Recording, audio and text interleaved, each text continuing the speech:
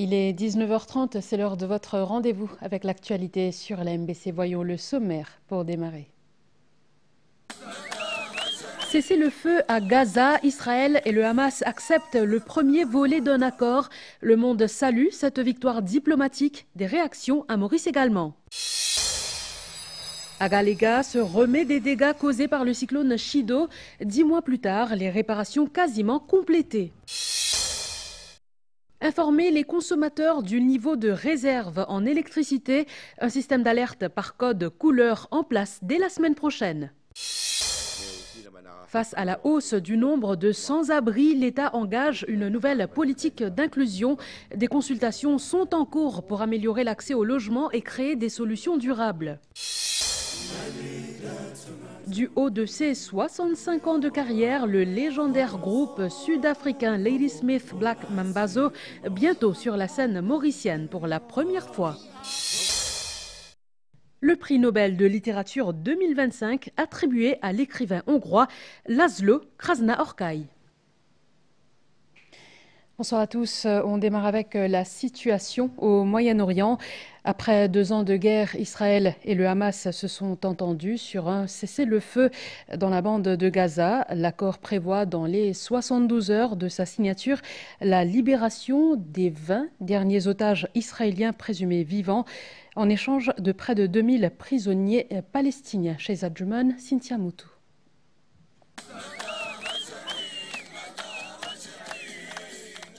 Des manifestations spontanées de joie ont éclaté dans la bande de Gaza, notamment à Khan Younis, dans le sud du territoire. Un accord de cessez-le-feu à Gaza, accompagné de la libération d'otages, a été conclu lors des négociations menées dans le cadre d'un plan soutenu par le président américain Donald Trump.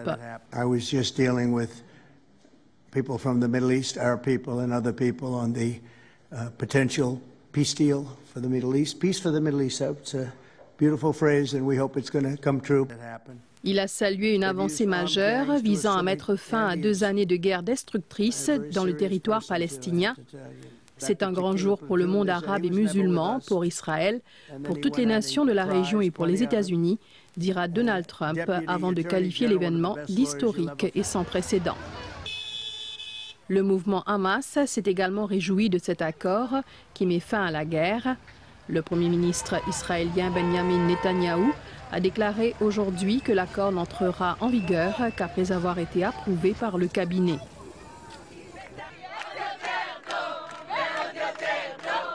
À Tel Aviv, la joie était palpable. Une mère, incapable de contenir ses larmes, son fils, retenu en captivité pendant 2 ans, fait partie des premiers otages qui seront libérés. They're coming back. Matan is coming back. I can't breathe. I can't breathe. I can't explain what I'm feeling. It's crazy. Moment de profond soulagement, réussite diplomatique majeure. Les réactions internationales pleuvent suite à l'annonce de l'accord entre Israël et le Hamas. I strongly welcome the news that a deal has been reached. La première phase de ce plan, acceptée par les 2 parties, prévoit la libération progressive des otages détenus par le Hamas, ainsi que le retrait par étapes de l'armée israélienne de la bande de Gaza. Une grande victoire qui permettra à l'aide humanitaire d'accéder à Gaza et de lancer sa reconstruction. Propos du chef de la diplomatie mauricienne. Le ministre des Affaires étrangères soutient que cet accord devrait ouvrir la voie à la création d'un État palestinien, comme Maurice l'a toujours soutenu, dans le cadre d'une solution à 2 États. On l'écoute. C'est une très grande victoire diplomatique. Et Maurice félicite toute bonne partie qui fait aider pour qu'ils nous concrétisent l'accord de paix. Et là, nous attendons qui très vite, bien sûr, les troupes israéliennes retirent de la bande de Gaza. Et aussi, nous attendons aussi de l'autre côté qu'il y a la libération de nos otages. Et nous attendons qui très vite, l'aide humanitaire est capable d'avoir accès dans la bande de Gaza. pour aider les victimes. Et aussi, pas oublier que Maurice finit toujours amener un combat pour qui nous reconnaisse l'État de la Palestine à côté d'Israël et nous attendons que ça projet là concrétiser au plus vite possible. Nous avons également recueilli les réactions de l'observateur politique Jean-Claude Delestrac ainsi que de Ahmad Abdullah du mouvement Together for Palestine. Ils insistent sur l'importance du respect des termes de l'accord tout en exprimant un profond soulagement. Ils sont au micro de Shehzad Jouman. Accueille ça avec beaucoup de soulagement. Nous aussi, et le monde entier peut accueillir ça avec soulagement. D'ailleurs, la chef de la diplomatie européenne vient qualifier ça de réussite diplomatique majeure. Et après 2 ans de massacre, maintenant, et le travail commence maintenant. Il faudra reconstruire Gaza, apporter l'aide humanitaire, l'aide médicale et aussi guérir les blessés. Maintenant, le gouvernement mauricien aussi finit toujours à côté des peuples opprimés. Il finit prendre une position bien ferme. Très récemment, il finit vote fonds qui besoin symboliquement pour venir en aide à la population palestinienne et aussi qui ça finit pour ce poids. C'est un résultat collectif. Hein. Bien entendu, il y a le rôle leader de Trump sur tous ses moyens, sur tout le rapport de force qu'il a établi pour obtenir ce résultat, mais il a eu aussi le soutien plus largement du monde arabe et des pays comme le Qatar, l'Égypte, ainsi de suite. Alors, tout le monde est dans la première phase, tout le monde est dans la phase de soulagement et de réjouissance, et c'est bien ainsi. Mais je pense que chacun mesure bien que tout ça reste néanmoins extrêmement fragile.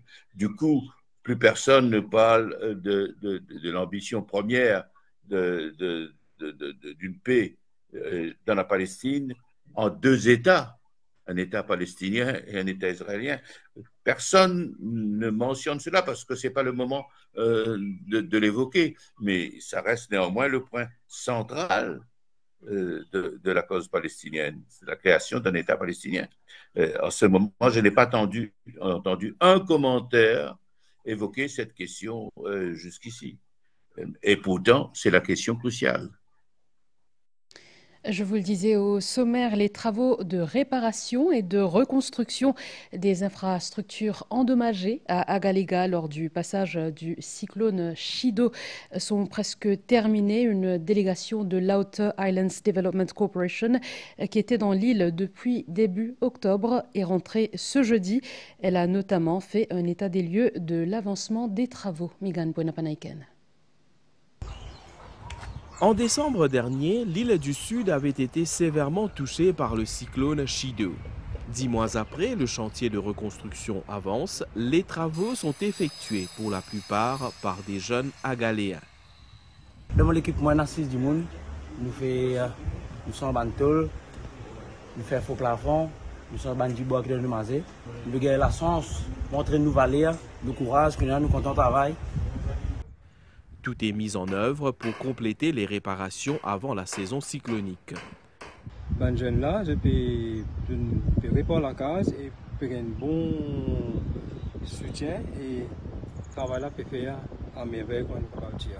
Et là nous avons pour rentrer dans le côté faux plafond, etc.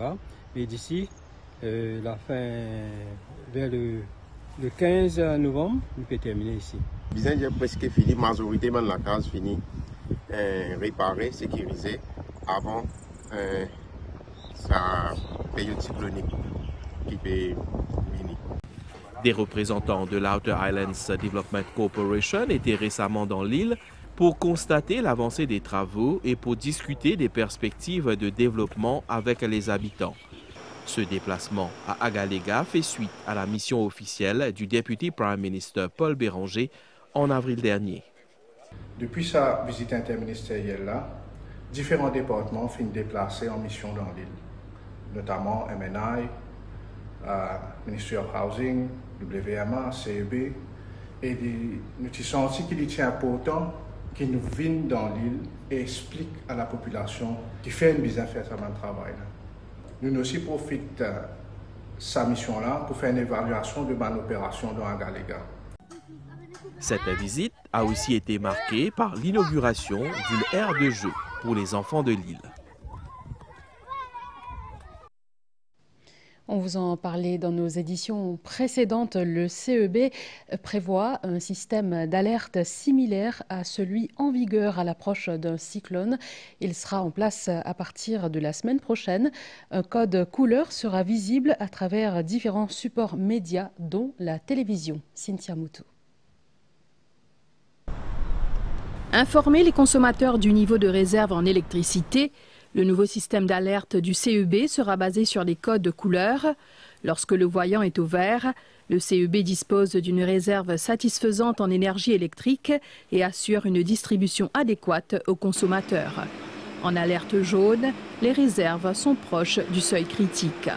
Pas en courant dans le seuil critique, nous pouvons toujours donner du courant, nous pouvons toujours manager la demande en électricité, mais nous pouvons demander à la population, quand nous sommes en jaune, de prendre certaines dispositions, d'être plus responsable quand tu peux servir courant. Par exemple, si on a quelques man la lumière qui ne sont pas servir, vous êtes capable d'éteindre ça man la lumière là.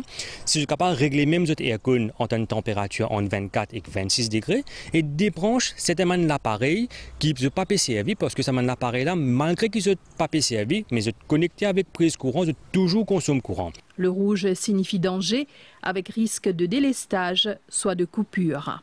Pour être capable d'éviter une situation de délestage, quand nous sommes dans une zone rouge, nous pouvons demander à la population d'éteindre cette aircon si vous êtes capable de faire. Si vous êtes capable d'éteindre tout le monde la lumière qui ne va pas servir dans la case, vous êtes faire. Pas servir l'appareil qui consomme beaucoup de courant pendant sa heure de pointe, surtout entre 18h30 à 21h. Si vous êtes capable d'éviter de mettre l'auto électrique charge pendant sa période-là, tout ça, là, il pour être CEB pour capable de baisser la demande. Nous avons besoin d'ajouter aussi, quand nous sommes en rouge, nous pouvons solliciter l'aide de certains gros consommateurs du CEB, tels que Man Hôtelier, Man Industrie, Man Malls. Donc nous pouvons demander de support et de soutien pour qu'ils soient capables de fournir notre propre consommation en courant et pour qu'ils soient capables d'alléger la demande du CEB. Pour informer les consommateurs, plusieurs supports médiatiques seront utilisés, télévision, radio et réseaux sociaux, entre autres. Tout à fait. Autre chose, des irrégularités dans les normes de construction de villas signalées sur un chantier en cours sur la montagne La Tourelle à Tamarin. Le promoteur aurait entrepris des travaux hors normes impliquant le creusement d'une partie de la montagne. Après une visite des lieux ce matin, le conseil de district de Rivière-Noire a demandé l'arrêt des travaux. Kunal Gozi nous en dit plus.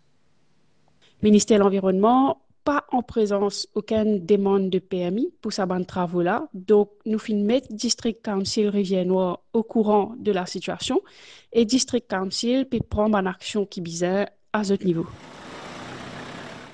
Au lendemain de cette notification de la Junior Ministère de l'Environnement, les choses se sont activées sur cette partie de la montagne, la Tourelle, au cœur de Tamarin. Ce matin, notre équipe de tournage est refoulée à l'entrée de la zone où des villas sont en construction. Le promoteur, Marguerite Heights Limited, a été autorisé à y ériger 15 villas. 14 ont été complétées. La construction de la 15e villa, visiblement sur cette partie, déjà déblayée, a suscité des réactions. Selon nos informations, le creusement et le nivellement de cette partie de la montagne seraient hors normes. Au loin, nous suivons des yeux la rencontre entre un préposé du conseil de district de Rivière-Noire et le promoteur du projet. Une demi-heure après, un rapport est soumis, un ordre d'arrêt est servi. Moi, je vais faire un inspecteur, vérifier effectivement un développement qui peut faire à côté de Legion Hill, la Tourelle. Et moi, je vais un rapport aujourd'hui même qui nous constate qu'il y a un développement qui est en conformité avec Planning Wise. Et nous pouvons servir une stop notice, on peut dire une stop order, travail pour vous arrêter. Jusqu'à qui est appliqué, faire une bonne application. Et là, tout de suite, nous pouvons faire servir une stop order. La région, c'est une place pour bien préserver une restriction derrière. Mais malheureusement, mon promoteur, c'est tout qualité moyen. Et pour faire un développement sans réfléchir, qui sont conséquences pour préserver sa région-là, pour faire tout, et moi pas pour tolérer dernier. L'ordre d'arrêt est entré en vigueur à la mi-journée. Également dans l'actualité, deuxième consultation entre le ministre Soubron et les associations qui travaillent avec des sans-abri, manque d'hébergement, absence de suivi pour les jeunes majeurs issus des abris. Les défis auxquels les autorités tentent de répondre sont multiples. Christian Sitia. Ashok Soubron ainsi que le Junior ministre Kugan Parapen ont écouté les représentants de plusieurs associations lors d'une deuxième réunion de consultation avec les acteurs engagés auprès des personnes sans abri. Objectif, mieux comprendre les réalités du terrain et trouver des solutions concrètes, car si les chiffres officiels évoquent 151 sans-abri, les associations jugent ce nombre largement sous-estimé. Elle rappelle aussi que les femmes sont tout autant concernées que les hommes, alors que les structures de nuit adaptées à leur situation sont inexistantes. Autre problématique, l'absence de suivi pour les jeunes issus des abris, une fois la majorité atteinte. Le Junior ministre propose la création d'un abri transitoire pour éviter qu'ils ne se retrouvent livrés à eux-mêmes. Le ministre Ashok Soubron a de son côté réaffirmé son engagement à intégrer les sans-abri au registre social national afin de faciliter l'accès aux logements sociaux. Mais sans carte d'identité, les démarches restent souvent difficiles. Les consultations se poursuivront avec d'autres acteurs en vue de créer une plateforme commune et poser les bases d'une politique d'inclusion durable. Assurer un développement durable et inclusif pour Maurice, c'est l'objectif du UN Sustainable Development Cooperation Framework. Pour lui, les autorités locales et les agences des Nations Unies ont tenu leur première Steering Committee meeting aujourd'hui. Cela dans le cadre de ce partenariat stratégique signé en 2023. Daivik Rajkumar. Le UN Sustainable Development Cooperation Framework est un document de partenariat stratégique signé en novembre 2023 entre les Nations Unies et le gouvernement mauricien pour la période 2024-2028. Il définit la réponse collective aux priorités nationales de développement. Parmi les 3 piliers de ce cadre figure la planète. Maurice, comme un small island developing state, nous avons une propre challenges, comme le changement climatique, c'est un grand challenge qui nous est là. Nous pas juste besoin d'adapter, mais nous aussi besoin de être résilients. Les bons faire ressortir que dans le programme, nous designons une feuille de route. C'est-à-dire, là, c'est plus nous pouvons focus sur une activité que tu as assistance avec UN agencies. L'accès au financement des projets reste toutefois un défi pour Maurice. Par exemple, arrête de servir l'énergie fossile pour servir l'énergie renouvelable, mais tout ça, il demande un investissement. Mais quand tu gagnes l'argent pour investir dans l'infrastructure, et c'est là qu'un pays comme Maurice gagne une difficulté pour gagner un financement, pour implémenter ce projet-là.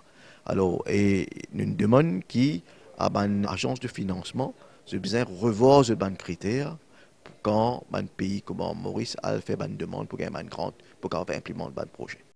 Les Nations Unies, de leur côté, se disent prêtes à épauler Maurice en matière d'expertise technique. Une grande partie du travail nécessite en réalité des approches plus intégrées. Nous l'avons également constaté au cours de cette année. Les questions liées au renforcement des capacités se sont également posées. Nous disposons d'une solide expertise technique et c'est peut-être un domaine dans lequel Maurice pourrait faire appel à nous.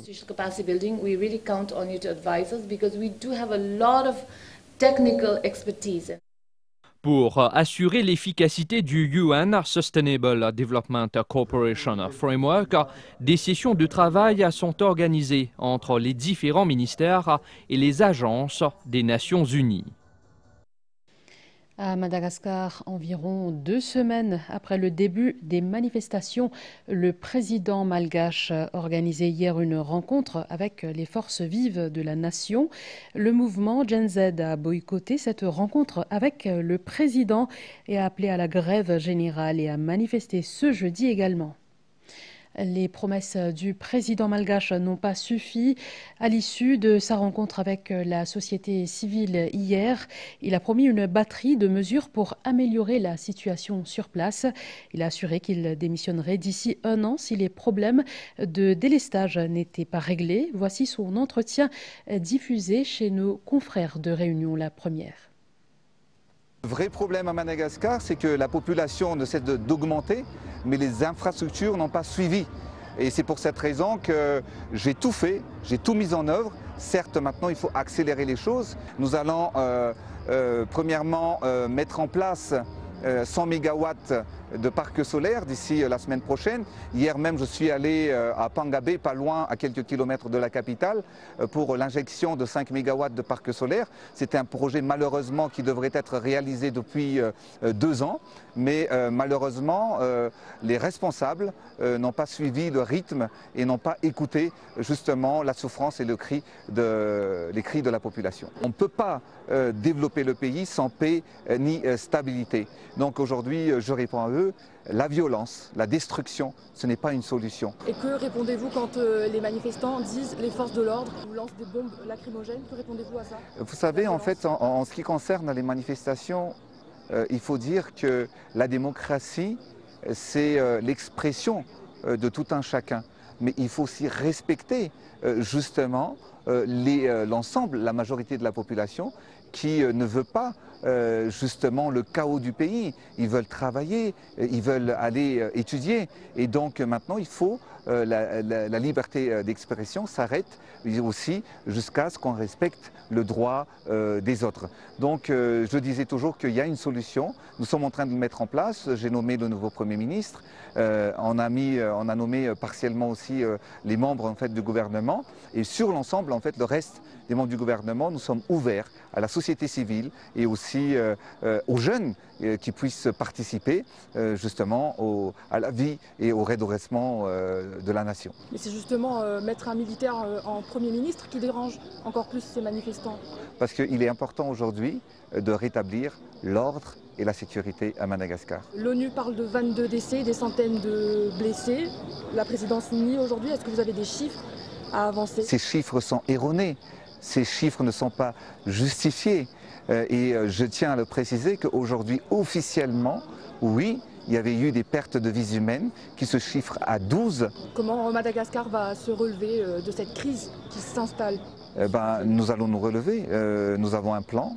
Nous allons mettre un plan d'urgence pour aider les industriels, pour aider la population, afin qu'on puisse rendre la vie à la normale. Et c'est le cas. Nous allons déjà, dans quelques jours, lever tout ce qui est couvre-feu au sein du pays, afin que l'économie puisse reprendre à la normale.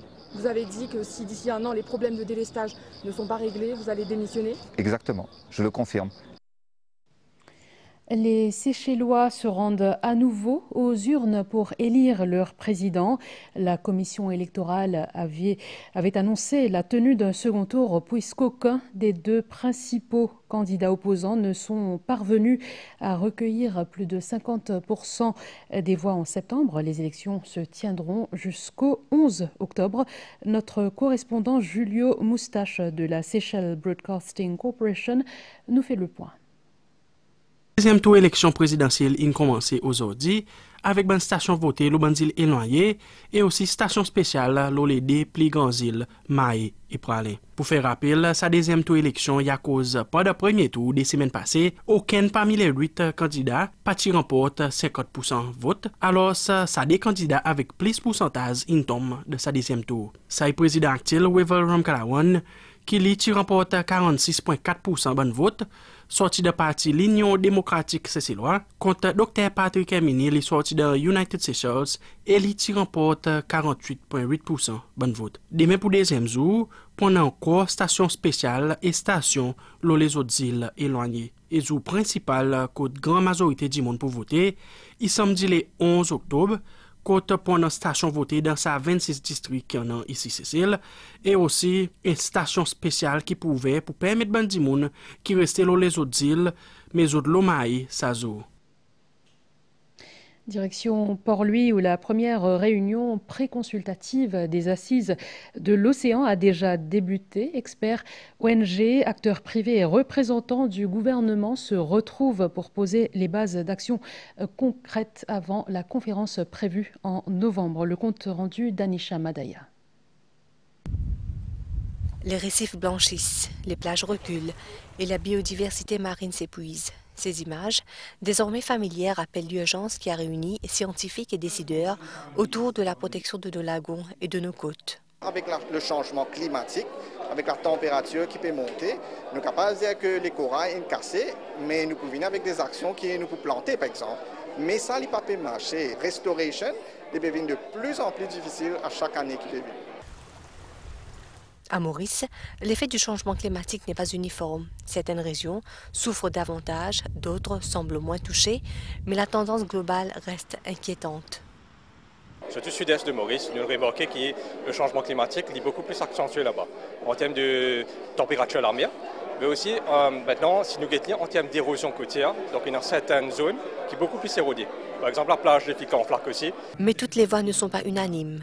Pour certains acteurs du secteur environnemental, la présence de gros intérêts économiques à cette réunion préconsultative soulève des questions. Pourquoi ça assise de l'océan-là, c'est un moment pour venir penser avec les Mauriciens, avec les communautés plus vulnérables, comment ça l'océan-là capable de protéger nos populations. L'océan peut réchauffer, il y a un changement climatique, l'océan peut acidifier.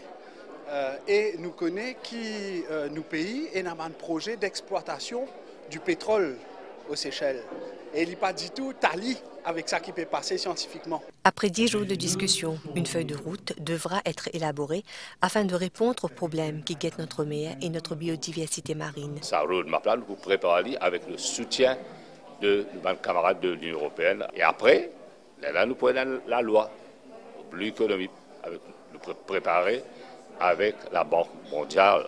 Il y a déjà un spécialiste, une madame, qui pourrait nous faire le travail. Cette première réunion préconsultative marque un premier pas vers une action coordonnée.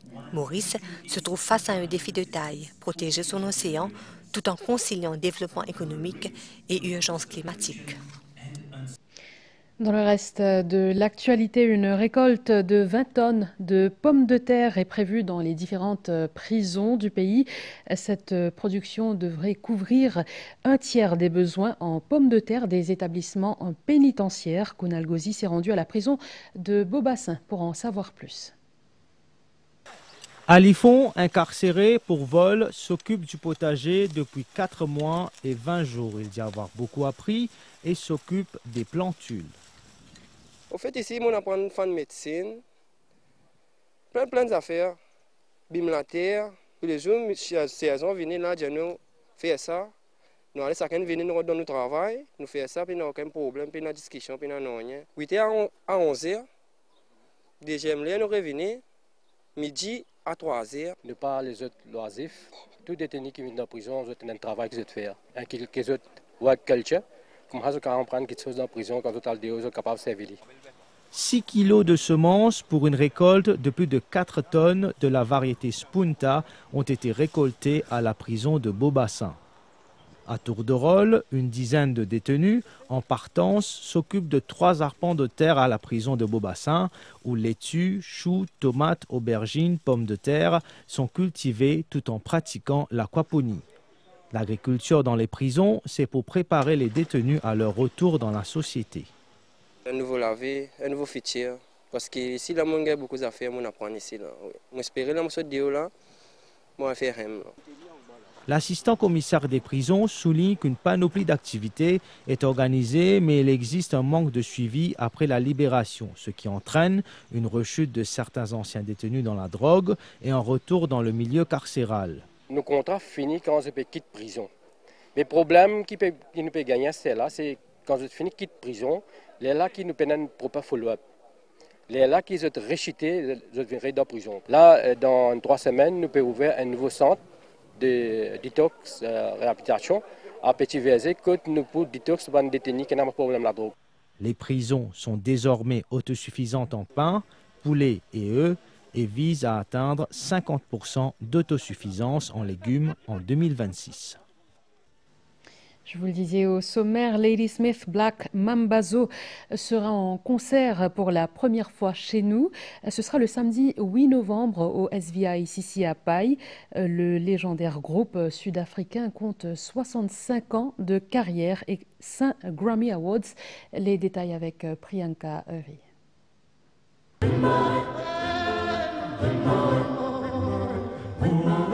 Fondé dans les années 1960 par Joseph Shabalala, ce chœur a cappella est devenu un véritable ambassadeur de la culture zoulou. Leur style unique, l'Isikatamia, les a conduits sur les plus grandes scènes du monde aux côtés de grandes vedettes telles que Paul Simon ou encore Dolly Parton. I've been smiling lately, dreaming about the world as one, and I believe it could be.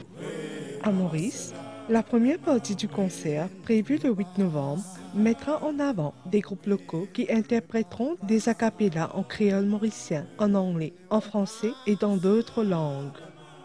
Mauriciens viennent nous apprécier ce que Maurice fait. Des gens qui vivent à Maurice, qui ne sont pas nécessairement mauriciens, apprécient ce que Mauricien fait. Et puis en même temps, gagnent l'occasion, pour la première fois, trouvent et écoutent Ladysmith Black Mambazo. Ladysmith Black Mambazo sera également présent chez nous dès le 2 novembre pour animer des masterclass gratuites ouvertes aux Mauriciens désireux d'apprendre leur style vocal.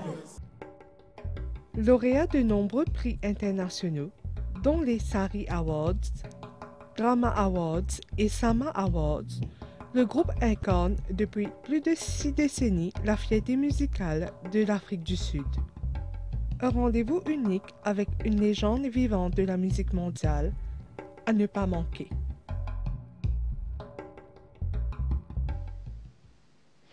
Le prix Nobel de littérature annoncé ce jeudi. L'Académie suédoise a remis sa célèbre distinction à Laszlo Krasnaorkai, âgé de 71 ans. L'écrivain hongrois a été récompensé pour son œuvre fascinante et visionnaire qui, au milieu d'une terreur apocalyptique, réaffirme le pouvoir de l'art, a expliqué le jury. Le jury, il succède à la sud-coréenne Han Kang, la lauréate de 2024. Avant de se quitter, 2 mots sur l'interview de la matinale à suivre demain à partir de 8h15 sur RME. Jean-François Lecning reçoit Marina Itier, directrice de Malouti Communication, cheville ouvrière de la venue à Maurice du groupe français Glorious, qui donnera 3 concerts en novembre. Voilà, c'est ainsi que se referme ce journal. Merci de l'avoir suivi. Bonne soirée sur les chaînes de la MBC. À bientôt.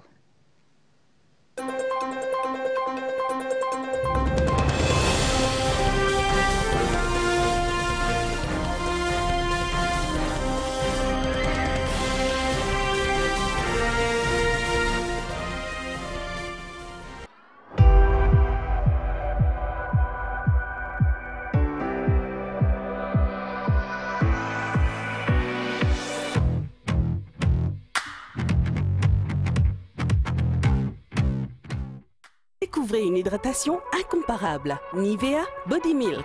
Désormais enrichie en acide hyaluronique pur à 100%. Une hydratation encore plus longue durée. Quand notre peau est éclatante, nous nous sentons plus confiants. Ici et là. Nouveau Nivea Body Milk avec acide hyaluronique. Votre peau à ressentir pleinement. Nivea pour la peau. Dites merci d'une manière qui fera plaisir à quelqu'un. Merci, madame. Passez une bonne journée. Achetez 2 Cadbury Dairy Milk de 80 grammes ou un Cadbury Drinking Chocolate de 450 grammes. Visitez Cadbury.Africa et écrivez un chaleureux message de remerciement à quelqu'un de spécial. Offre soumise à condition. Cadbury, there's a glass in half in everyone. My sweet little child, today we made a promise. The day you arrived, a promise took root. We opened your SPM Amigos account and a tree was planted in your name. Sapling by sapling, a forest is born, and with it, the promise of cleaner air for all of Earth's children. The roots heal the land, cradle the rain, and build more enduring ecosystems. As you grow, your tree grows too, quietly safeguarding tomorrow. Your tree will help shade, shelter, and stitch back living places. One day, you'll stand beneath its branches and feel what we planted. Many promises make a forest. For your future, one account, one tree.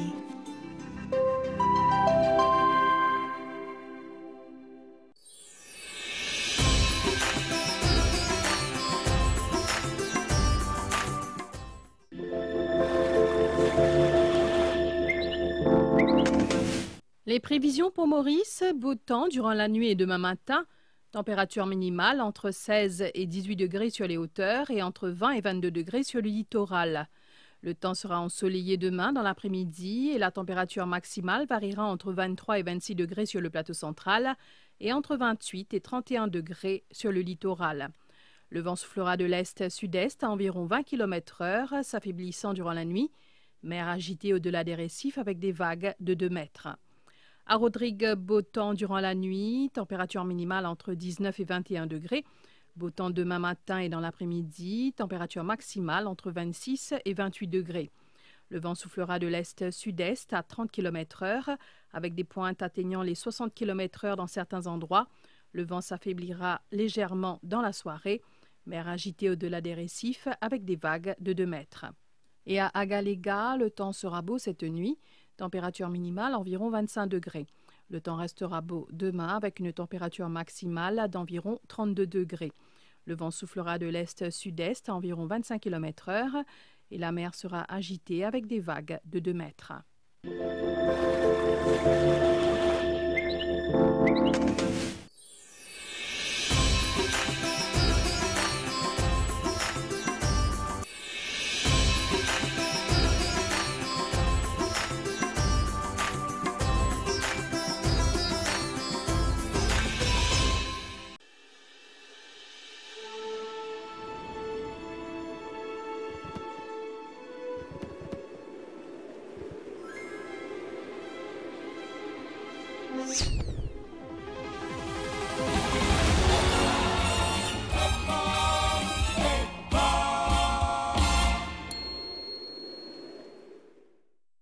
My sweet little child, today we made a promise. The day you arrived, a promise took root. We opened your SPM Amigos account and a tree was planted in your name. Sapling by sapling, a forest is born, and with it, the promise of cleaner air for all of Earth's children. The roots heal the land, cradle the rain, and build more enduring ecosystems. As you grow, your tree grows too, quietly safeguarding tomorrow. Your tree will help shade, shelter, and stitch back living places.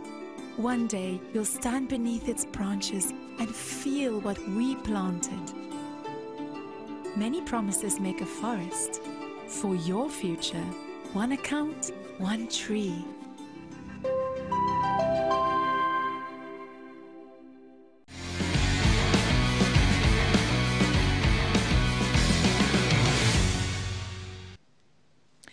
Bonsoir à tous. On démarre cette édition sportive avec du football, précisément les éliminatoires pour la Coupe du Monde 2026 pour la zone Afrique.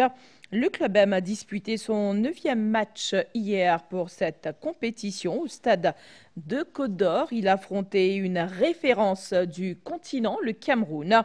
Malgré une belle combativité, les Mauriciens se sont inclinés 2-0, un événement marqué par la présence de stars africaines comme André Onana et Brian Mbeumo sous les yeux d'un public conquis par l'intensité du match. Retour en images sur la performance du Club M avec HT Sidana. Côte d'Or, plein à craquer. Mauriciens et Camerounais, unis par la passion du football, galvanisés par un show à la sauce locale avant le choc tant attendu.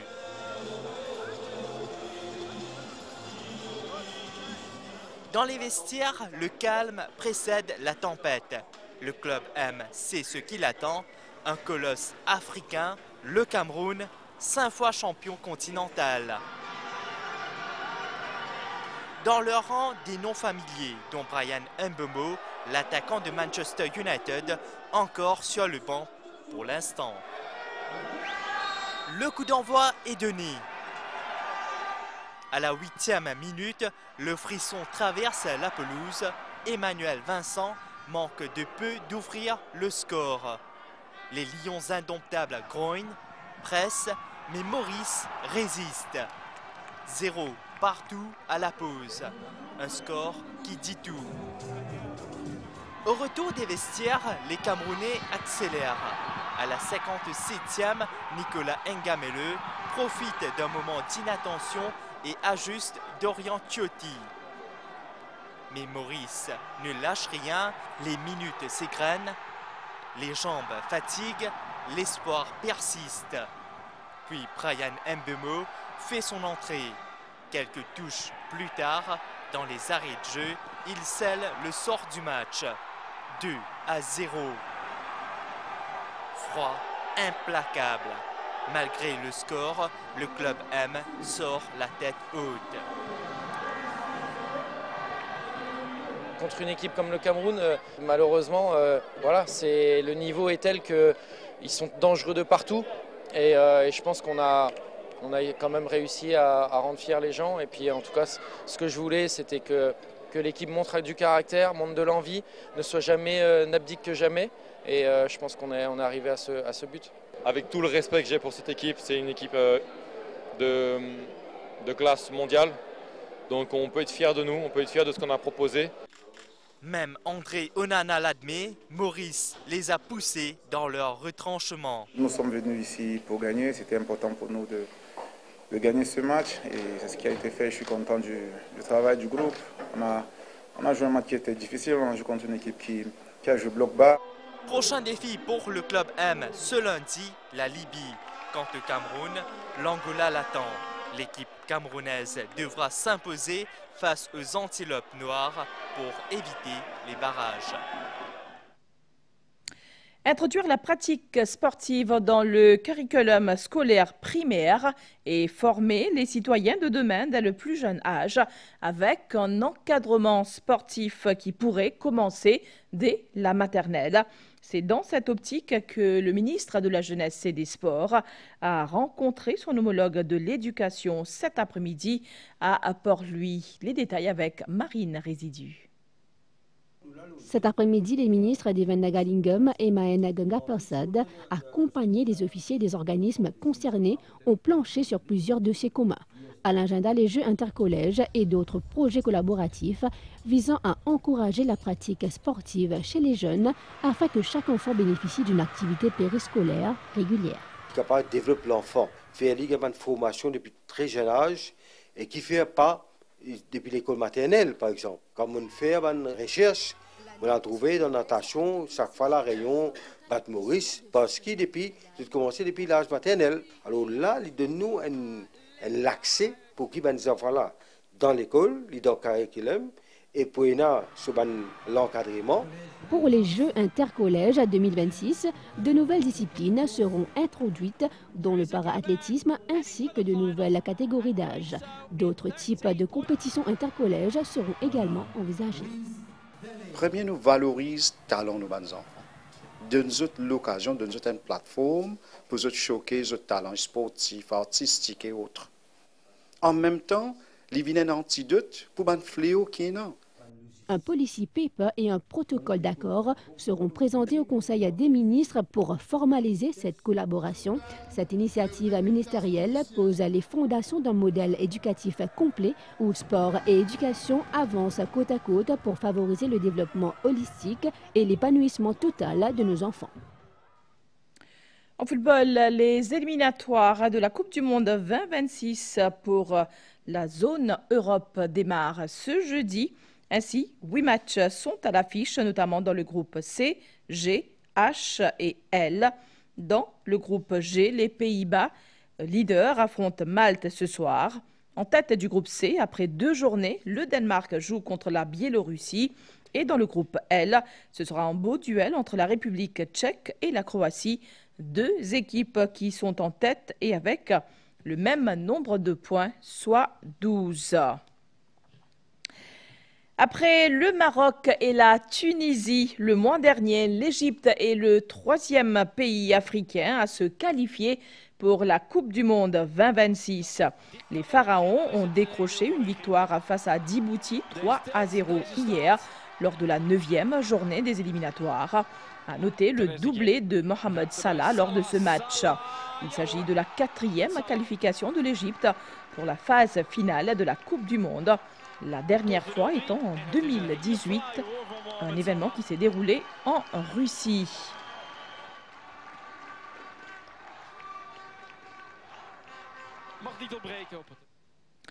Direction l'Angleterre où un entraîneur fait des merveilles. En à peine un an, il a transformé Crystal Palace, un club autrefois menacé de relégation, en véritable machine à gagner. Les Eagles, qui sont 6e actuellement de la IPL, joueront contre Bournemouth le samedi 18 octobre prochain. Pour l'heure, voici le portrait d'un entraîneur qui bouscule la hiérarchie en Premier League, Oliver Glasner. Il y a encore un an, Crystal Palace luttait pour sa survie en Premier League. Aujourd'hui, les Eagles volent plus haut que jamais et derrière ce miracle anglais se trouve le nom d'Oliver Glasner. Arrivé en février 2024, l'entraîneur autrichien de 51 ans a transformé un club en déclin en machine à gagner. Sous sa direction, Crystal Palace a décroché la FA Cup, le Community Shield et signe le meilleur début de saison de son histoire en Premier League. Désormais 6e au classement, du jamais vu depuis plus de 45 ans. Qu'en est-il de la stratège à la Glasner? Une défense de fer, un jeu collectif structuré et des contres rapides. Il a redonné confiance à ses hommes à l'image de Jean-Philippe Mateta, devenu un buteur redoutable après avoir été relégué sur le banc. Mais le succès attire les convoitises des clubs comme Manchester United ou Leverkusen ont les yeux déjà sur lui. Pour l'instant, Selhurst Park savoure, car avec Oliver Glasner, Crystal Palace plane toujours plus haut. Un entraîneur qui monte jusqu'où, malgré sa récente et première défaite de la saison en championnat à Goodison Park. Et voilà, ce sera tout pour les nouvelles sportives. Merci de votre attention. Bonne soirée et bon vendredi à vous tous.